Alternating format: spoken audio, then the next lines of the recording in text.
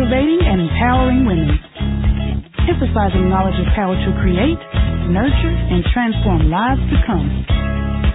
It's definitely going to be a great time in the Ladies Lounge tonight with your host, Kathy B. To advertise on Ladies Lounge, contact Kathy B at kathyb@sourceradionetwork.com. Now, here's your host, Kathy B.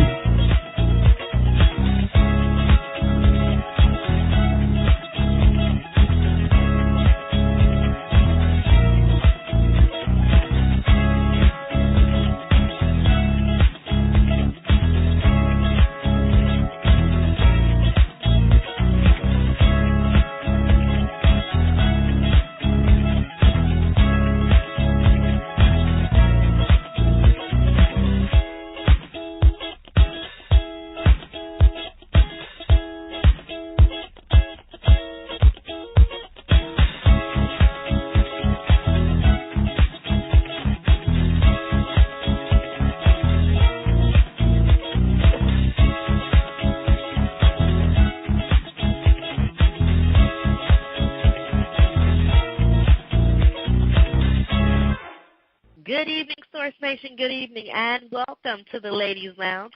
I am your host, Kathy B. We have about 2 hours before we lose the live feed. Telephone number to reach us tonight is 619-924-0933. Again, 619-924-0933. Well, you guys know that we've already launched the Love Zone Book Club. That's right, but I'm going to ask you guys to do a big favor for me. I need you all to go over to Facebook inside of the Love Zone Book Club and definitely continue to support us and read the articles that we are sharing there. You know, on that platform, we often talk about love, success, and longevity, and that is exactly what we want to do inside the Love Zone Book Club. And then, of course, I want you all to continue to support me as well as Dr. Young as we bring you important information when it comes to success and longevity for our relationships. So that is Love Zone Monday and the Love Zone Monday Book Club.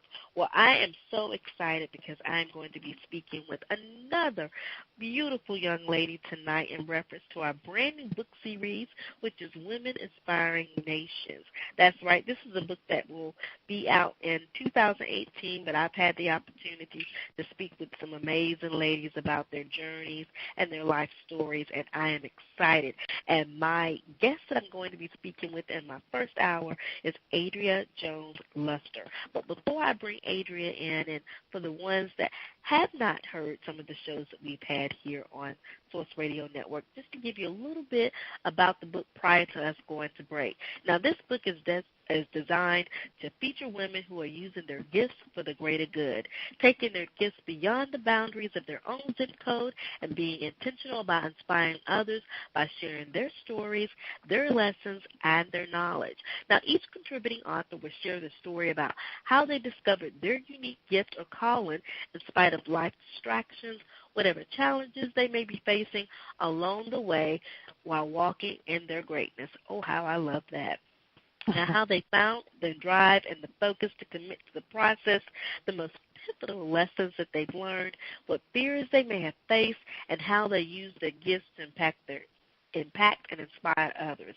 So what I'm going to do is I'm going to bring this lovely young lady in. Once we get back from break, you're listening live right here on the Ladies Lounge. I am your host, Kathy B. We're going to take a quick break, and on the other side, Adria Jones Luster in the studio with me. We'll be right back. We'll be back, Source Radio Network, after this commercial break.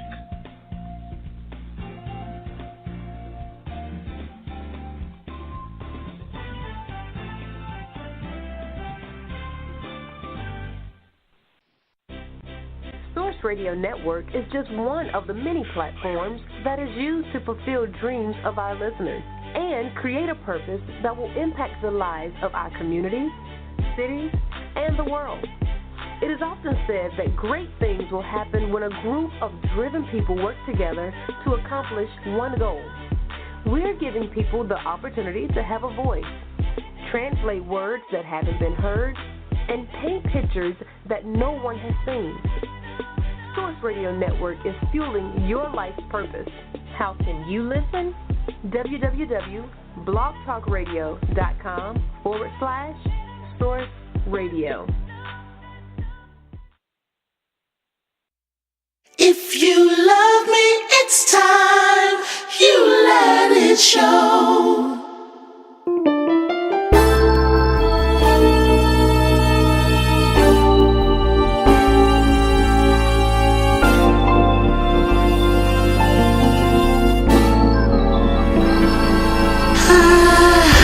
Confusion surrounds my life each and every day.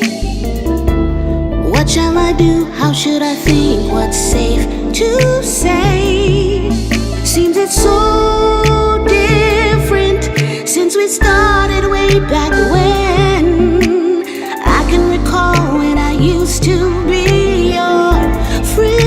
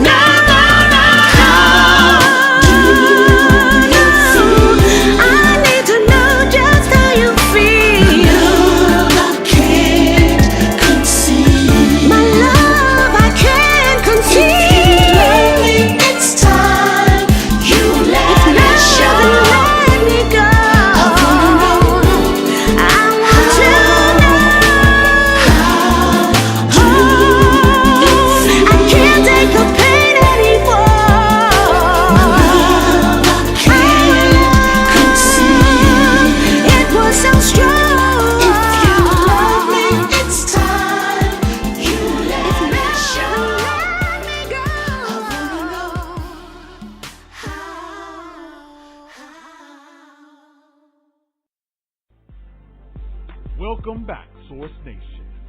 Now here's your host, Kathy B.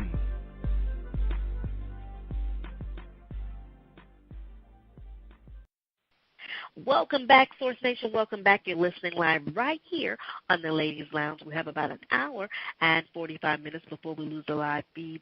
Telephone number to reach us tonight is 619-934-0933. Again, 619-934-0933. Now, prior to break, I introduced you all to the brand new book series that we're doing here on the Ladies Lounge, which is Women Inspiring Nations. And I've had the opportunity to speak with some amazing women here the last couple of Fridays, and tonight we're going to be speaking with another young woman, and her name is Adria Jones Luster. I do believe that Adria is here in the studio with me. Adria, hello, and welcome to the Ladies Lounge. How are you? I'm doing just fine, and thank you for having me. You're welcome. Well, I'm excited to have you here in the studio, and of course, Adria, you know that I did not give you a bio justice, and I'll tell you why. We've had the opportunity really to begin to share you with the ladies here in the lounge and definitely the Source Nation family. But if you will, please share a little bit more information about you, and we'll jump into the conversation from there. No problem. I reside in the Atlanta area. I'm originally from Topeka, Kansas, the capital of Kansas, and I've been a resident of Atlanta for about 20 years, and during that time I've also been a very active educator in the city school system. I'm a mother to 4 adult children and a grandmother to 3, and I've really decided to make a change in my life based on some experiences that I've had, and so now my bio also includes being a motivational speaker as well as a fiction and nonfiction author. Awesome. Well, as I shared with the ladies in the lounge that we have been doing the last couple of Fridays, we've been sharing Women Inspiring Nations, and I am so excited for not only you but the beautiful young ladies I've had in the studio with me about the book that's coming out in 2018. So my question for you, Adria, what part of the book, as far as your contribution, what is your story about, and why do you feel it's so important for us to understand this message? My story deals with my own experiences with having to address some of the consequences for lack of self-care, whether it's lack of physical or emotional self-care.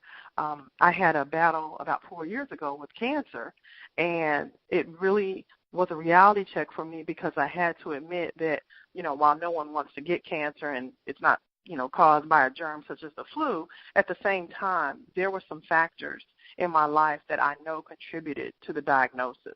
And while I was going through treatment and recovery, I really took some time to reflect and to acknowledge my own level of responsibility and to think about what I could do to help other women. It might not be cancer, it might be, other issues, but as women, because we are bred to be nurturers, oftentimes we over-nurture, if that was a term I could use. But I really had to look at the fact that some of my own driven activities and things that I did drove me to have that quiet time to reflect and to think about what I could have done differently and how I could help others. And so that's basically what the chapters I have discussed in the book. Love that. I love that. Now, let's talk about that because you talk about taking care of yourself or the lack thereof. Talk to us a little bit about your journey and why was that so important to really focus in on, because as you're going through something like cancer, and I will say I've been through that as well, myself as well as my mother with breast cancer. Talk to us a little bit about that and share with us why you feel that part of self-care is so important. Well, the thing that really struck me was I was an educator. I worked in the inner city, and I noticed something and it didn't feel right, and I shared with a friend. And at the time, I felt like, well, I've got testing, I've got graduation, and I put off making sure that everything was okay with me. And once I finally made the commitment, after my friend urging me, I made the commitment to go to the doctor. At that point, I was told, you do have cancer, but it's extremely aggressive. And a lot of the treatments that I had to endure, if I had taken that first step and placed myself first, I would not have had to endure them. And I mean with that, surgery, many rounds of chemo, even with different forms of chemo, as well as radiation. And so when I reflected through all of that, I just thought about, wow, what if I had taken a moment and thought about my own health? And when you face your mortality, you think about if you were to leave, first of all, the world will keep moving. But at the same time, you also think about what a loss would be to your family. And that helped me to recognize that self-care and self-love is really the biggest form of love you can give to your family. Because when you do neglect yourself, even though you say, well, I'm doing this for my children or my husband, et cetera, honestly, the consequences could mean that they might be without you. And I think that was my reality check, and a reality check that I'm hoping that no one else has to face, especially after reading my story. Mm-hmm. I find that to be very important because just as you did, Adria, that was the first thing that I thought about. With me, and I caught mine in a very early stage. I often do breast exams, self-breast exams at home. And I noticed something a little off the time that I did my exam and decided not to wait because my mother is a breast cancer survivor. Also, I decided to go the following Monday. I did my self-breast exam at home on a Friday night and went to the doctor on that Monday. And first thing that I thought about was, oh, my gosh, what's going to happen with my boys? Because I am a single parent, and of course their fathers are still living, and Lord forbid if something were to happen, they would have their fathers. But I didn't want to think about that because I'm mommy. I'm the sole provider. So what can I do? So I fully understand what you were facing and what you were going through. Not only that, just like you, I thought about how can I take care of myself better than what I did before. And the one thing that I find, Adria, is that we often don't have those types of conversations with ourselves until something like that happens. And right. Then we have to face it head on. So I want to stay right there, if I may, and take you back to that point where you decided that you now, because you are facing this and you had to go through the ordeal of the treatment, you have to take care of yourself. Talk to us a little bit about that. And how do we get to that point? Because to me, I think that you have to have that self-talk. You have to be your own cheerleader because you're going through so many emotional feelings at that point in time. What are your thoughts on that? Well, first of all, I commend you for taking that step early. And I think for me, and they say that when you go through situations like that, it's very similar to the stages of grief where you have a series of emotions. And I have to be honest and transparent and admit that at first I was somewhat angry with myself because I realized that, unlike you, I'm not talking about waiting a few weeks. I had waited months and just kept saying, oh, I'll take care of it. And in reflection, when I'm home and debilitated and saying, well, I don't know, if I'm going to make it, I think that was a big reality check for me. But also it helped me in that quiet time to reflect and to think about a lot of the gifts and dreams that I had used in other arenas but hadn't used on a larger scale. And, facing mortality is a big wake-up call for a lot of people. Unfortunately, it shouldn't come to that.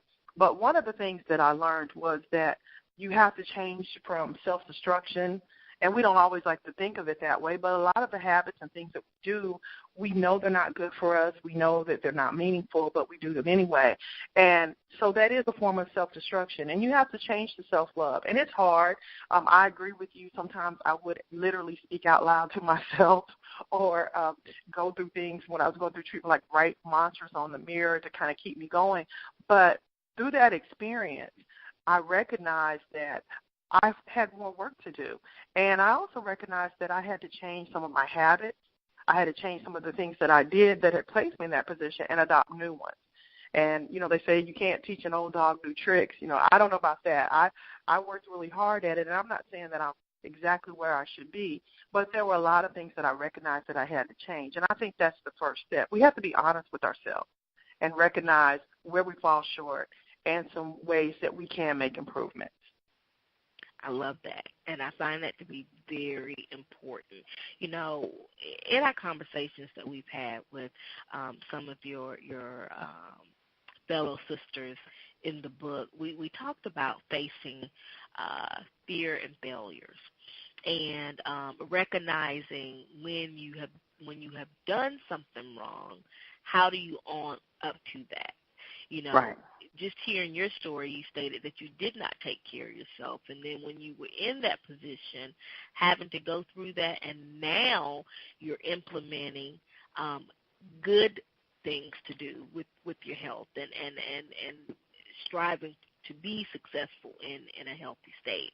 So let's talk about that. Having to own up to the fact that, okay, we weren't listening to our bodies and we didn't go to the doctor like we should. Now this has happened. How do we move on from that? How can you put yourself in a position and accept the fact that this happened, but now I have to move on? What are your thoughts about that?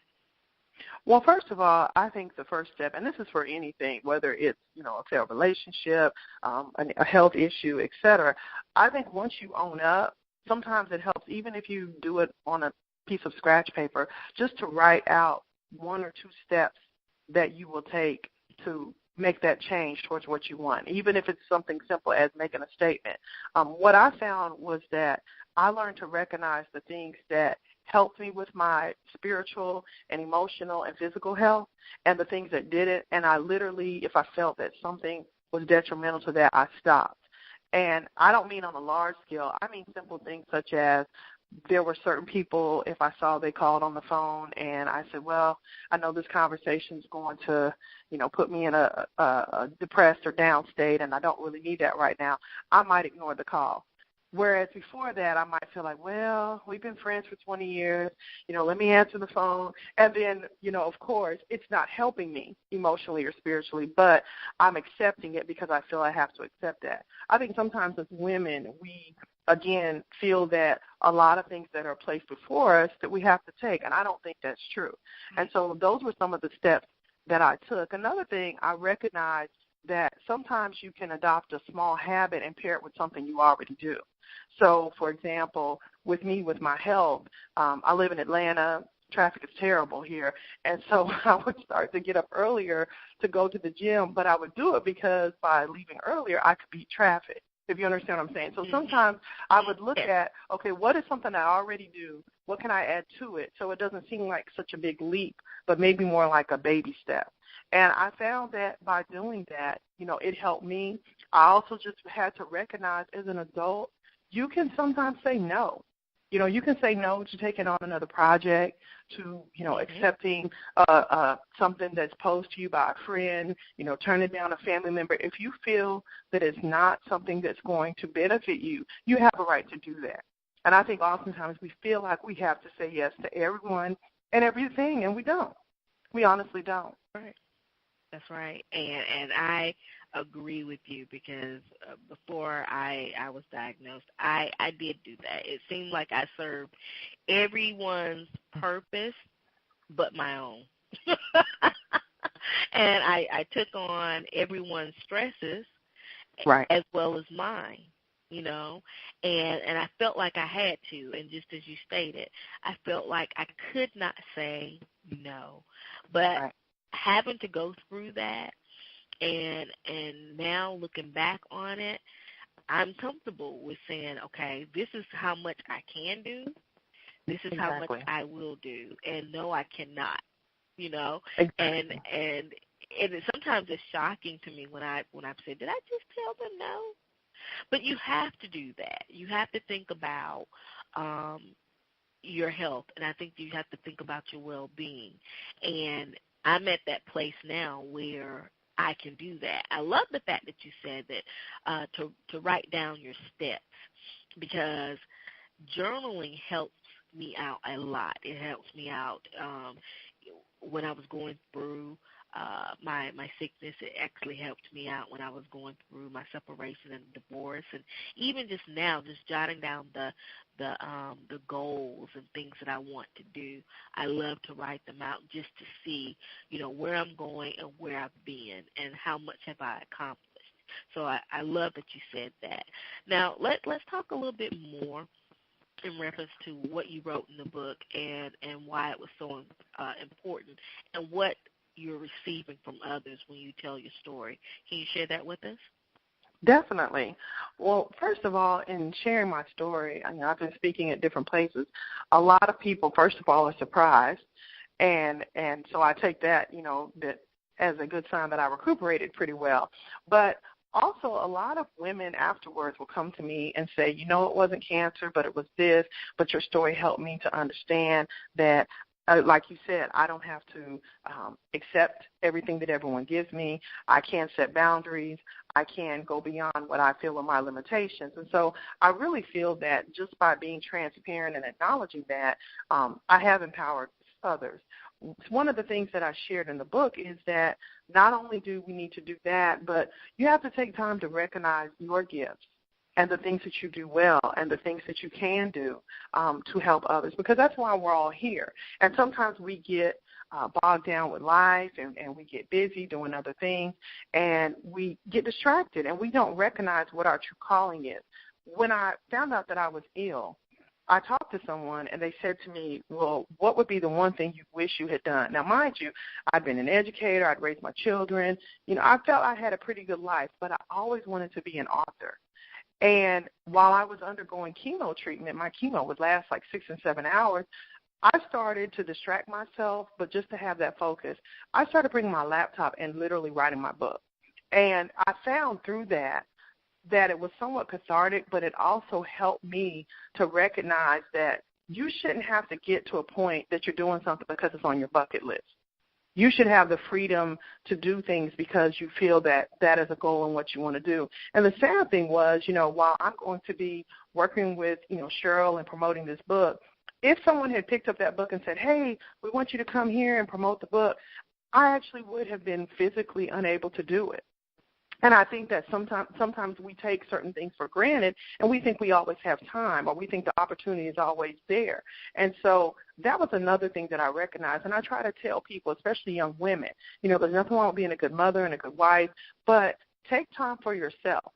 I've talked to women that have joked with me that and you as a mother probably experienced this, when they go in the restroom, and I say, well, just go take a bath for 30 minutes, put some bubbles, get a book, light some candles. Mm-hmm. And my sister-in-law said, I tried that, and your nieces and nephews would knock on the door and say, well, Mom, can I sit on this side of the door and talk to you? And I laughed about it, but it's true. As moms, it's really hard to get time like that, but we need to do that. You need to do that. And I know we might feel guilty saying, well, okay, what do you want to talk about? But we have to set those limitations and those boundaries, because that's what self-care is all about. That's one way of recognizing, hey, I've done for everyone else, but I'm important too. And that was my reality check, and that's one of the things that I talk about, recognizing that you are important. And you have needs, and you have goals, and you have dreams, and you can still do all of those other things while working on them. There's space for that. Wow. That is wonderful, because my next transition will be that selfish, feeling as though it may be selfish to love yourself in that way when you know that you have been given to others. So let's talk about that, Adria. Feeling as though it may be selfish because you want to take that time. You need to take that time for yourself. Right. What are your thoughts? Well, I honestly think as women, we are just programmed to feel that way. I'll share with you, before I had my diagnosis, I worked on my doctorate, earned my PhD, and I did a study with females that were superintendents. And the majority of them said to me that at some point they felt selfish about trying to obtain that goal, that they would even hold off and say, well, I've been approached about this position, which in public schools, is the highest position you can obtain. And they said, well, I tell them, I'm going to wait a few years till, the kids get older. You never hear of a man doing that, honestly. Mm-hmm. And it really struck me, but I remember sitting there going, wow, women, period, it's almost like we feel it's ingrained in us that everyone else has to come after us.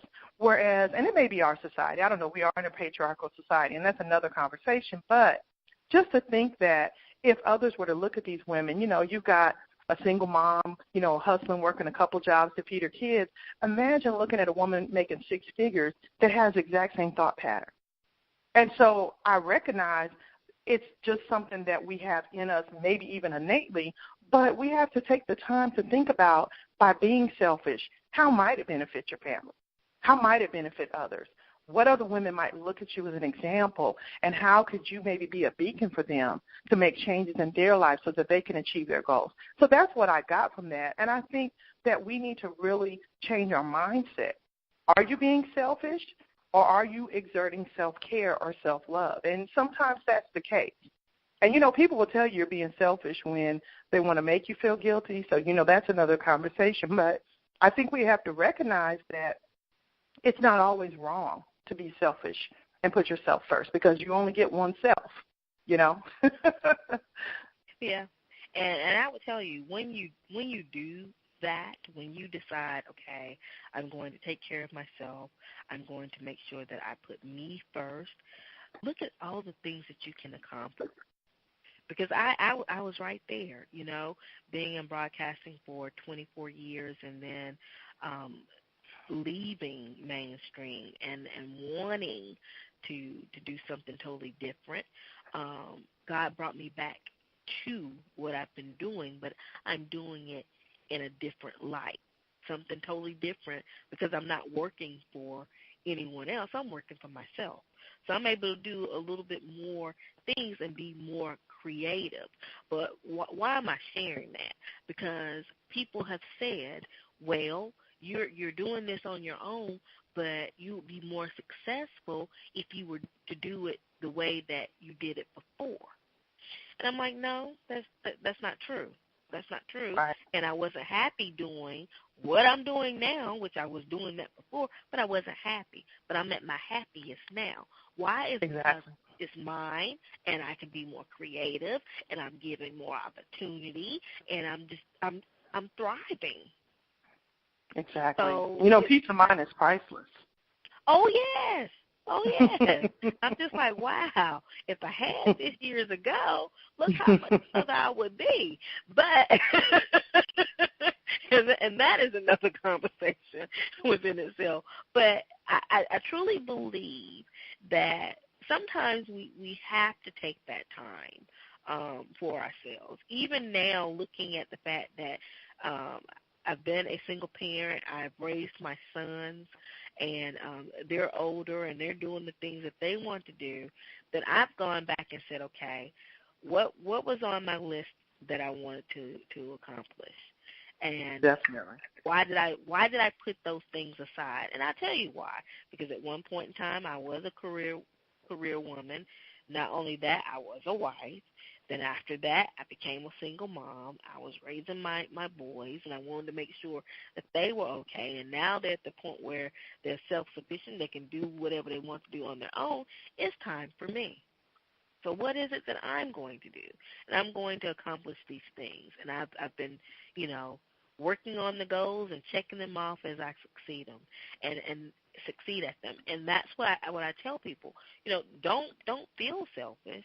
But as you stated, I think as women, we take on so much, and when it's time for us to really, truly focus on us, we either don't do it or we don't know how to do it. What are your thoughts about that? I think it's a little bit of both. I think sometimes when we look at our mothers or our grandmothers and we see that model of hard work, putting the family first, we honestly might not know how to do it. As I said, even if you look at commercials, usually if there's a household product being sold or cleaning product, there's a woman and there's children, et cetera. And so that's the image that's always given to us, the fact that women are the nurturers and the caretakers and that family comes first. So I think it might be that we don't know how.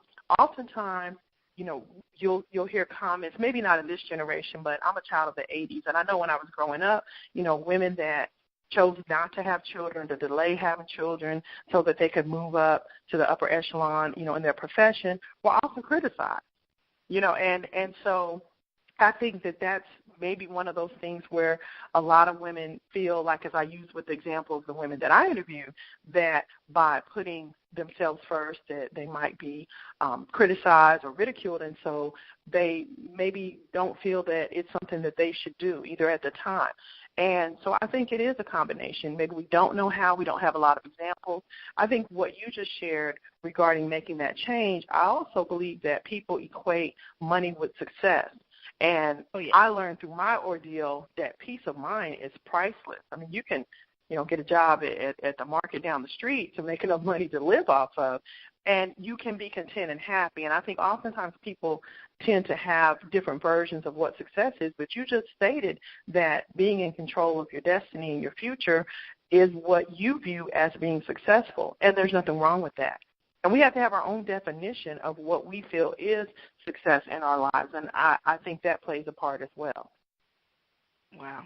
Great information, great information. Source Nation, we are speaking with Adria Jones Luster. She's given us some great information in reference to her contribution in Women Inspiring Nations, a brand new book scheduled to be released in 2018.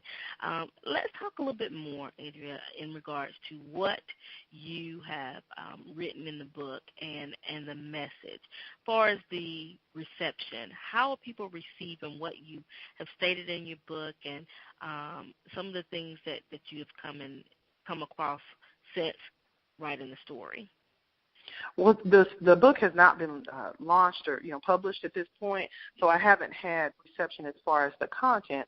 But the things within the book that I have shared, whether in previous speaking engagements, et cetera, I have received a good reception because a lot of women, just like we discussed, want someone to show them how they can take those steps. And a lot of times just having that example and saying, you know what, it's okay for me to have a dream and have a family, or to take this step, or, as you shared, to take this leap of faith. I think sometimes when you have someone there just to show you, that's enough for you to say either, I want to follow in their path, or I want to use them as an inspiration. And so that was the purpose of my story, just to inspire other women to look at my life and, as I shared some of the mistakes that I made, and to use that as a lesson that they can use in order to enrich their own lives. And so that's really my purpose for writing the story, and again, and sharing with women that it doesn't have to come to a point where you feel that you might not have any life left to live. Make the changes now, try to take those steps so that the life that you have, you can find the joy and the enrichment within it.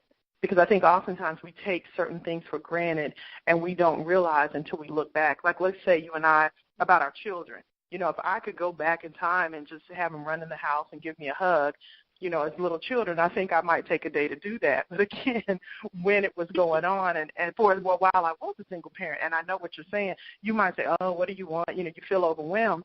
But I think sometimes we need to take a moment just to think back on those things and to reflect on the good and the things that we have experienced and how that has helped us to make the steps towards where we are right now.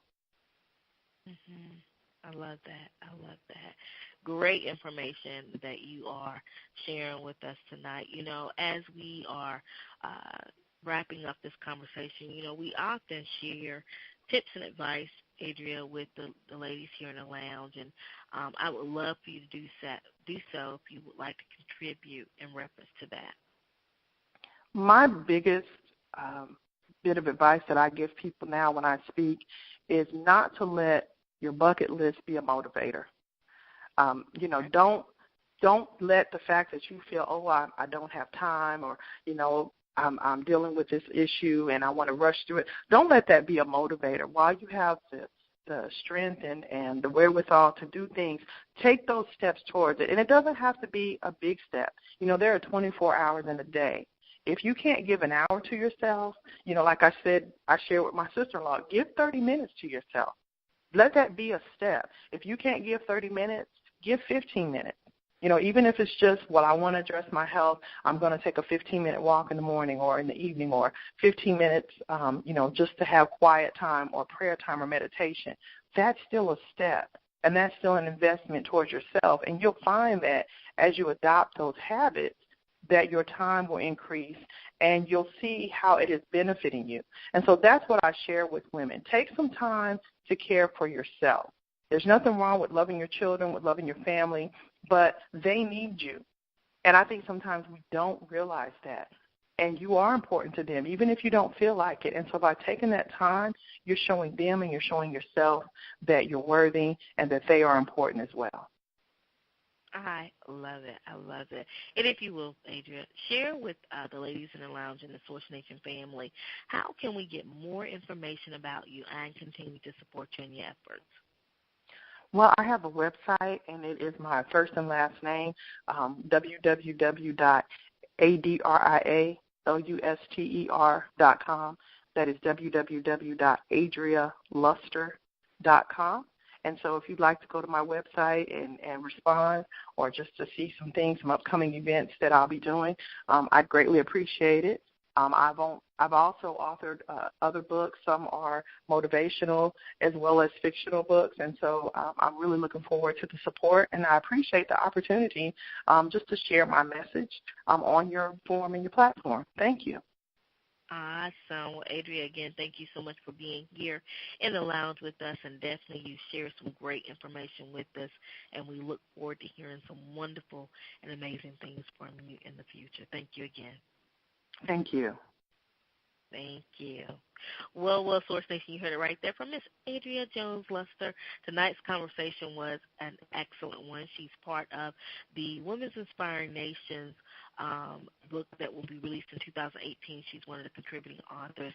What I love most about our conversation tonight was the fact that we talked about, obstacles. Obstacles may get in our way, but the fact is that we want to be motivated enough to move past them. The fact taking care of ourselves. We talked about self-care and as well as self-love, and not feeling selfish when you have to tell other folks no, but taking care of yourself is the most important. That's what I love most about the conversation that Adria and I shared in reference to what she's contributing in the book. Be motivated, ladies. If there is something that you want to do that you put aside for whatever reason, pick it up and start whatever it is. If it's a brand new business that you want to have, or if it's a book that you want to write, or maybe it's just doing something simple as taking care of your health and going to the gym, do it. Let that be your motivator to say that this is something that you can do, you can succeed. All you have to do is step out on faith and believe. Love that information. All of the information and more about Adria and what we shared tonight can be found on Kathy B. Source Radio Network, as well as our main station page. Ladies, thank you so much for being here tonight, and definitely continue to support us because we're doing some wonderful things right here on the Ladies Lounge and giving you all the opportunity to really begin to have a voice and hear some amazing stories and do some wonderful things in your life.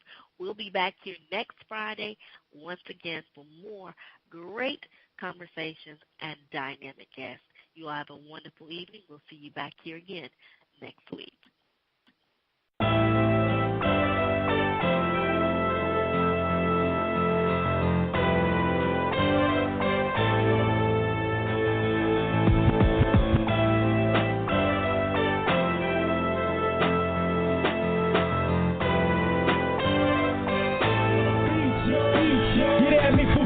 Yo.